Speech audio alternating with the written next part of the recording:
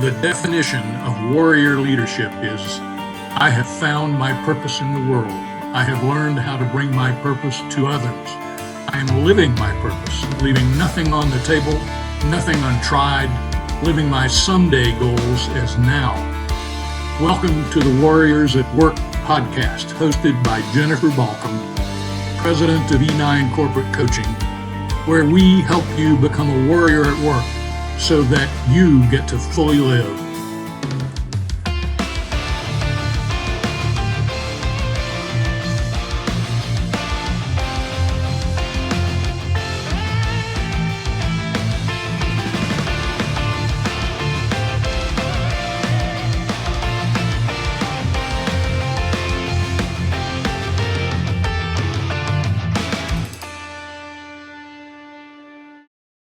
I'm going to start with this with a bold statement and say, if you are not engaged in your job while you're working from home, it's because you're not engaged in your job. And there's no judgment in that. In one of my future podcasts, I'll talk about how common it is for people to not be engaged in their jobs. It's why I have a job. It's why I run this company, to help people become engaged in their work. But what I want to talk about today is something that you will find to be very useful and informative. And it starts with the proposition that if you are not engaged in your job while you're working from home, it's because you're not engaged in your job. Here's how we know that. Working from home exacerbates whatever already exists, for good or bad. When you are at home, you have more freedom and more latitude to be whoever it is that you are under any circumstances, without outside influence, without your boss walking around, without the people on your team sitting next to you or outside your door, without a bunch of in-person meetings happening, without all of that structure that exists when you are at work. When you are at home, you are more likely to become the person that you are naturally on your own. Now, I realize that there's structure at home. Everyone's got a million Zoom meetings a day and emails and phone calls, and there are still deadlines, and you still have a boss who's checking in with you, and you still have things you have to produce. But what I'm saying is, you're now at home with no one watching you. It's less structure than you have when you're in the office.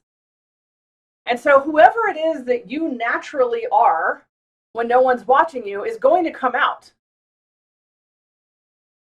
If you are normally distracted, then you're going to be distracted when you're working from home. If you normally have a lack of focus about work and have to force yourself to focus on it, you're going to find working from home to be really challenging because of all the things that you want to go do instead.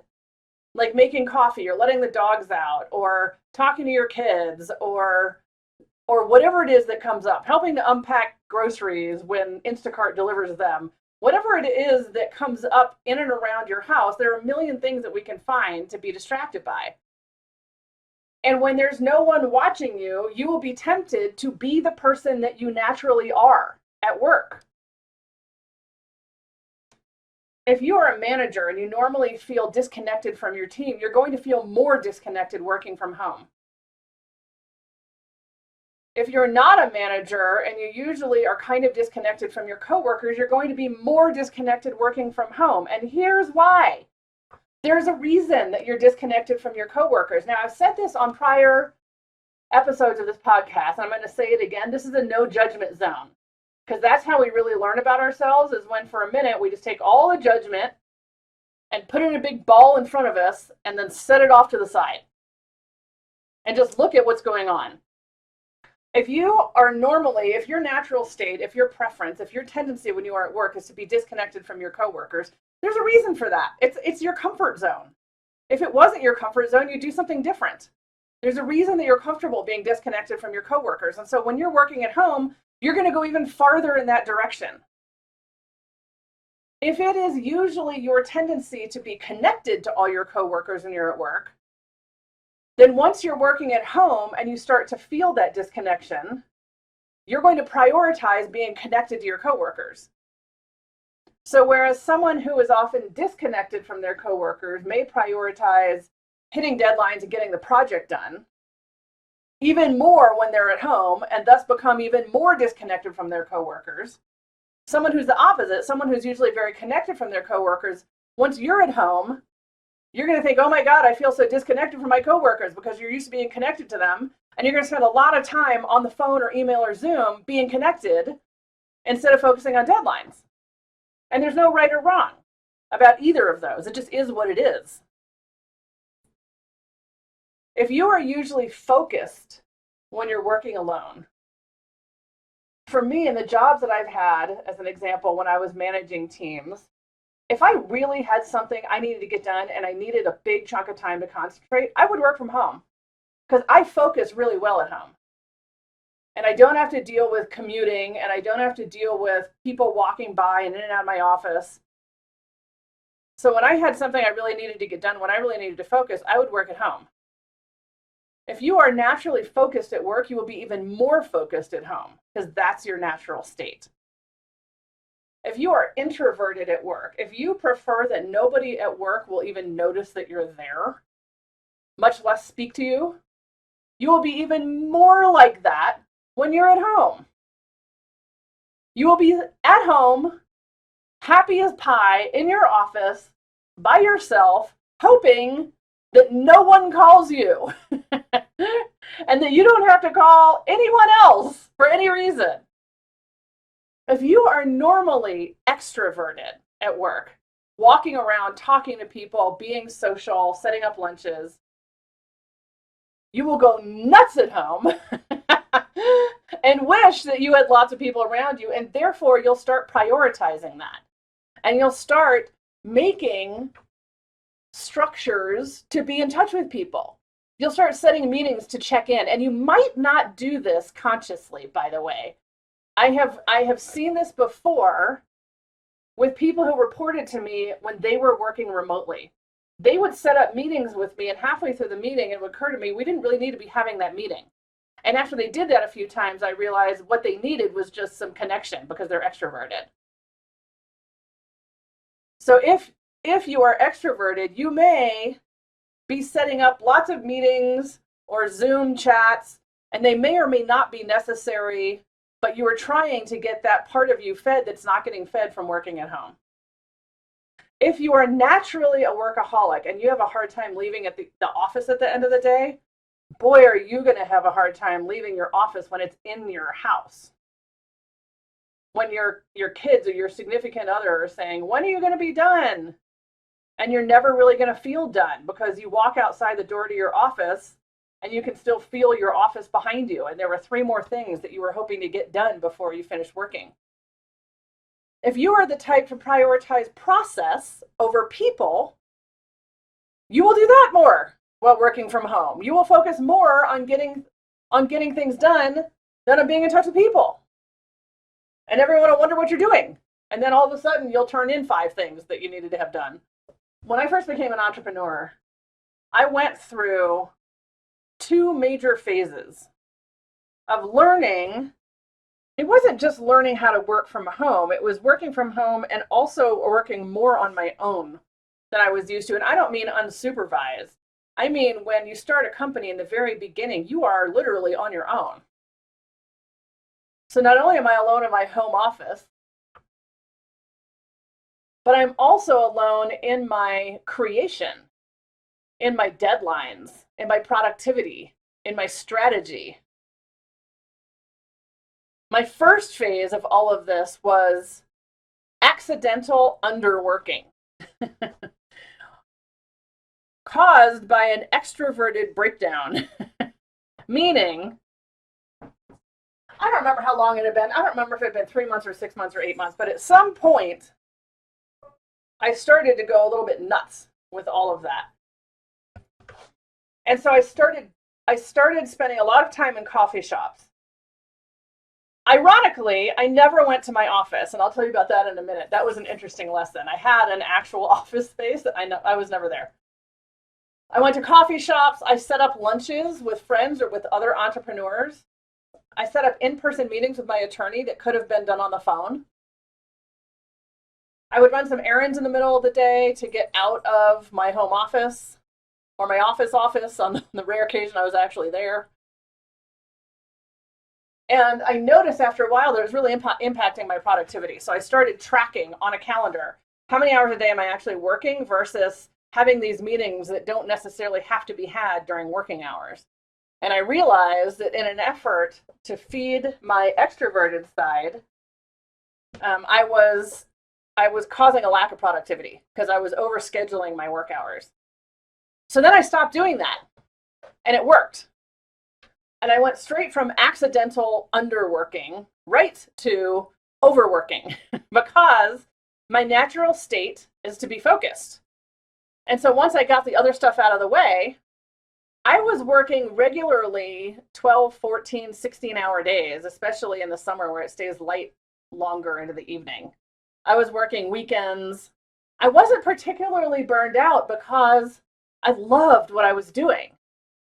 But I was becoming pretty one-dimensional. And after about a year of that, I really did start to burn out. So the next phase was me having to put in intentional structure to intentionally have several hours at night, at least 2 hours, preferably 3 or 4 when I wasn't working, and to intentionally only work maybe a half a day on the weekends, sometimes 2 half days. But to really cut back and make sure I had some downtime. And then the third phase was realizing, it was so funny, realizing that I had been paying for an office. This speaks exactly to what I was just saying a minute ago, that however you naturally are is going to show up when you work from home, when no one's watching you, you can do whatever you want. I had been paying for an office for 2 years that I went to about once every 3 months. If I had a meeting, I would go there and use the conference room. Other than that, I literally almost never was there working. And it took me 2 years of feeling like I was supposed to have an office for it to finally hit me. I hate offices. I hate being in an office. I hate gray walls. I hate windows that don't open. I hate not enough light. I hate gray carpet. I hate cubes. I hate everything about it. And there was a reason, and even though I had a very cool office space and a very cool building that was exposed brick and vaulted ceilings and very funky and interesting to look at, I didn't want to be in an office. And it took me noticing after 2 years of paying for an office and not being there that I was doing something dumb, that I had never liked offices. So why was I paying? I was paying for one just because I felt like I was supposed to have one, but I really didn't want it. There is an opportunity happening right now with all of us working from home.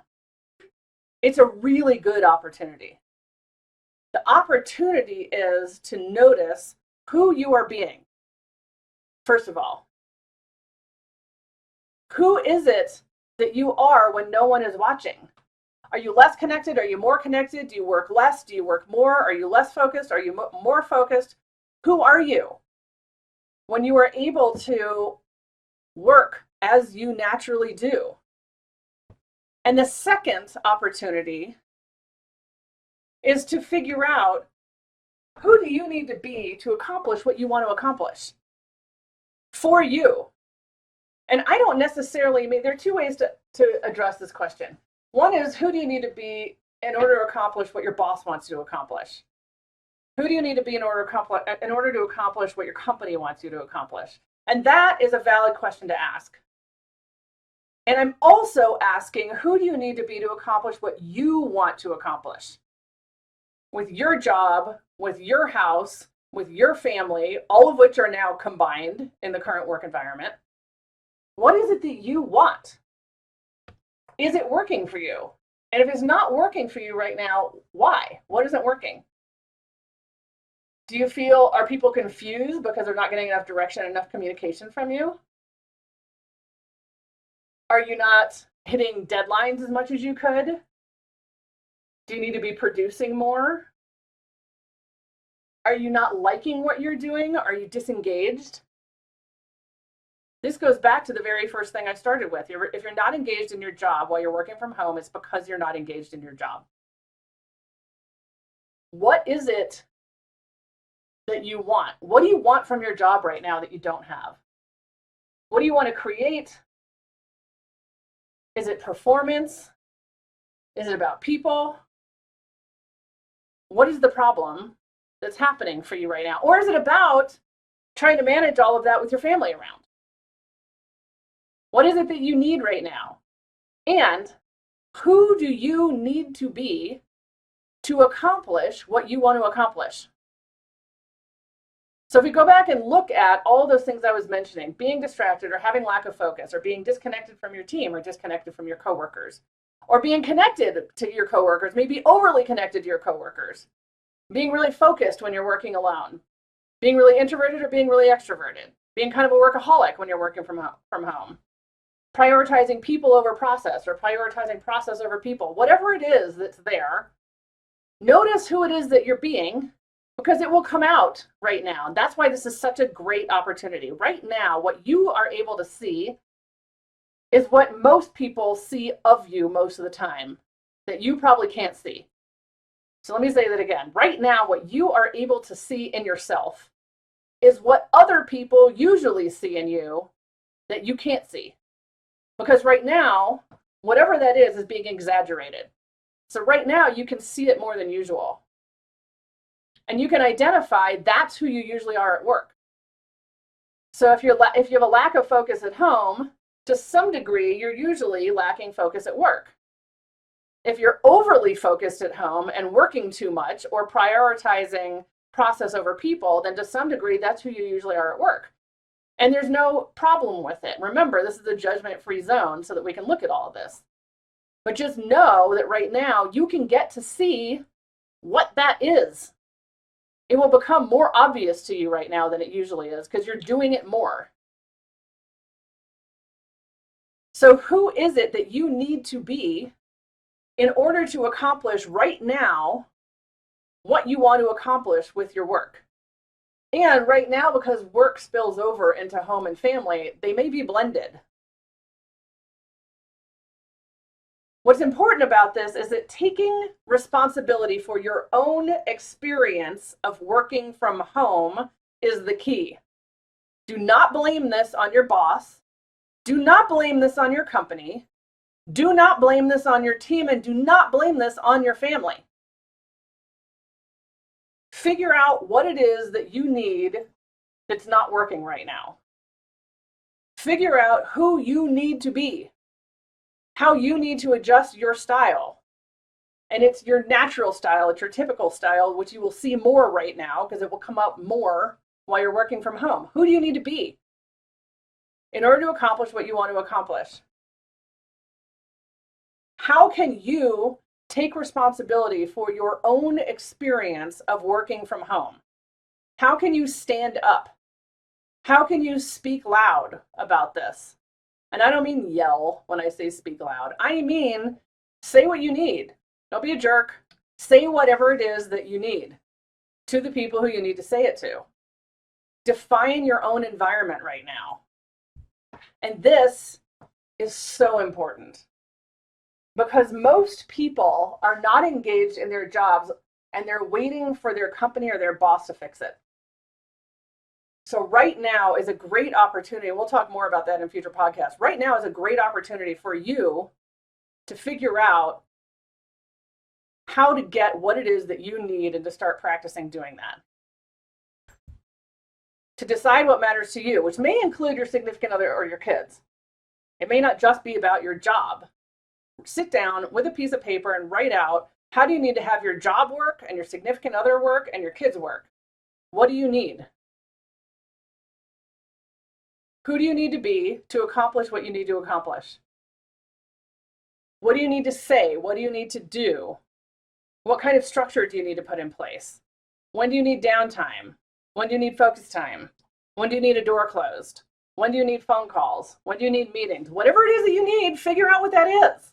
Just put it together. Make it happen. Have a good week. I'll talk to you next week.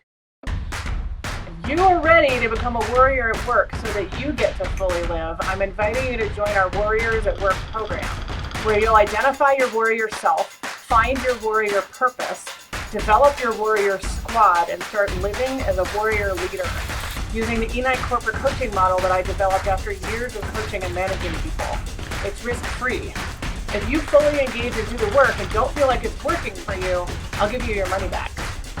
You can join just the first course or the whole series of 7 courses. Go to warriors-at-work.com to sign up. I'll see you there.